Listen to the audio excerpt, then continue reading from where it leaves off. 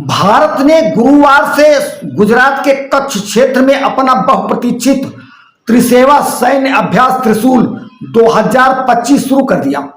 यह अभ्यास sir creek से लेकर कराची तक फैले संवेदनशील सीमावर्ती इलाके में केंद्रित है, जहां भारतीय सेना, नौसेना और वायुसेना अपनी संयुक्त ताकत का पूर्ण प्रदर्शन कर रही है। पाकिस्तान ने इस अभ्यास को ध्यान में रखते हुए अपनी हवाई सीमा प्रतिबंधित कर दी है। भारत का यह अभ्यास प्रदर्शन ही नहीं अपितु पाक को कड़ा संदेश भी है।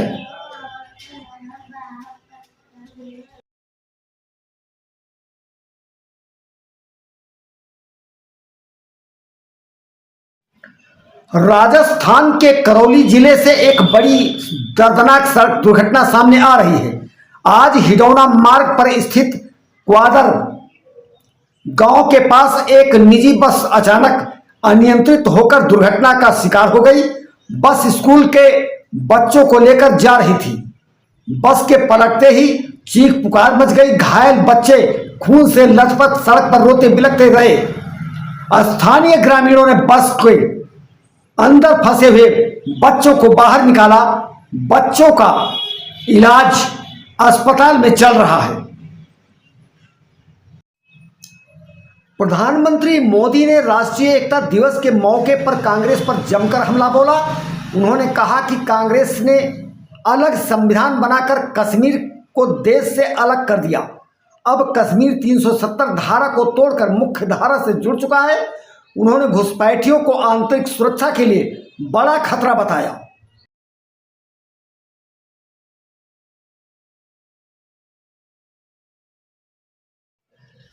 लौह पुरुष सरदार वल्लभ भाई पटेल की 150वीं जयंती को राष्ट्रीय एकता दिवस के रूप में 31 अक्टूबर यानी आज पूरे देश में मनाया जाता है।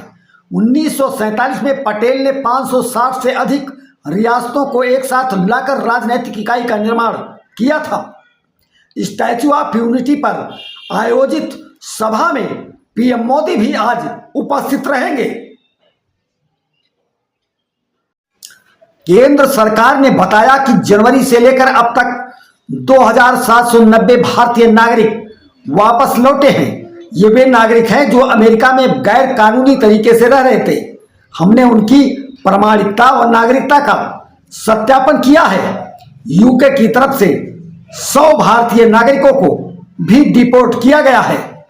उनकी नागरिकता सत्यापित करने के बाद ही उन्हें डिपोर्ट किया गया है।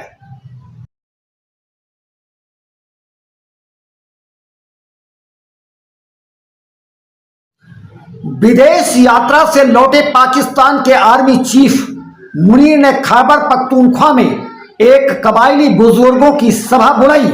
इसमें इस्लामिक मौलानाओं और बुजुर्गों की पंचायत बैठी, जिसमें मुनीर ने पाकिस्तानी मजहब की दुहाई दी और पाक में हो रहे हमलों के लिए भारत समर्थित तत्वों को जिम्मेदार ठहराया। उन्होंने कहा, अफगानिस्तान की धरती अल ख्वारिज और फितना अल हिंदुस्तान आतंकवादियों के लिए एक सुरक्षित शरणास्थली बना हुआ है।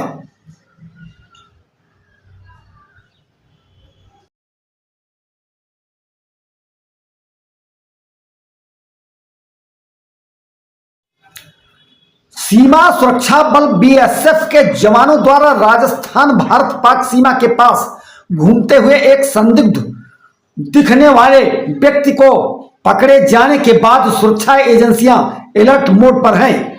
बिहार अरनिया के निवासी मोहम्मद इकबाल को मुरार क्षेत्र में बीएसएफ ने नियमित गश्त के दौरान गिरफ्तार कर लिया। पूछताछ जारी है। मध्य प्रदेश के सागर जिले के मुस्लिम बाहुल्य क्षेत्रों में हिंदुओं के पलायन पर प्रशासन मौन। गिने चुने हिंदू परिवार ही शेष बचे असुरक्षा के चलते यहां से जाना चाहते हैं। उनके मकान सही नहीं बिक रहे, इसलिए रुकने को विवश। दरअसल में सागर जिले के शनिचरी व शुक्रवार इस क्षेत्र में हिंदुओं के पलायन के मुद्दे पर हिंदू संगठनों की शिकायत पर मकानों की रजिस्ट्री पर प्रशासन ने रोक लगा दी। हृदयेश पाटकर ने बताया कि पड़ोस में मुस्लिम सरकारी भूमि पर कब्जा किए हुए हैं, मुर्गा मुर्गी बकरियां पाल रखी है, गंदगी के कारण सांस लेना मुश्किल है। एक और पीड़ित ने बताया कि मुस्लिम बच्चों के साथ मारपीट करते हैं, शिकायत करने पर प्रशासन भी उनकी कोई मदद नहीं करता, इसलिए वे मकान बेचकर यहां से दूसरे स्थान पर चले जाना चाहते हैं।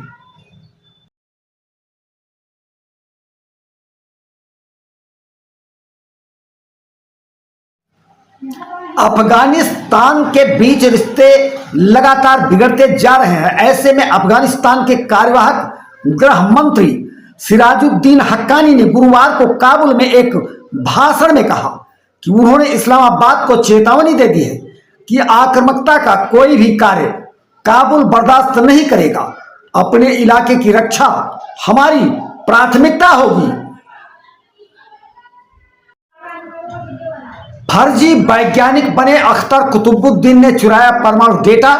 देश के प्रमुख परमाणु अनुसंधान केंद्र भाभा एटॉमिक रिसर्च सेंटर से गिरफ्तार फर्जी आतंकी के पास से कुछ संदिग्ध चीजें बरामद हुई हैं, जो देश की चिंता बढ़ाने का कारण बनी हुई है। वैज्ञानिक बने फेक अख्तर कुतुबुद्दीन हुसैनी के पास से संदेहास्पद डेटा बरामद हुआ है। परमाणु केंद्र के आसपास के 14 नक्शे भी बरामद हुए हैं। पुलिस जानने का प्रयास कर रही है कि जो दस्तावेज उससे बरामद हुए हैं उनका कहीं गलत प्रयोग तो नहीं किया गया। पुलिस को शक है कि फर्जी बने वैज्ञानिक की किसी इंटरनेशनल नेटवर्क से बात होती थी। इसने नकली पासपोर्ट के जरिए कई मुस्लिम देशों की यात्रा भी की है। सारी सुरक्षा एजेंसियां चौकन्नी हो चुकी हैं।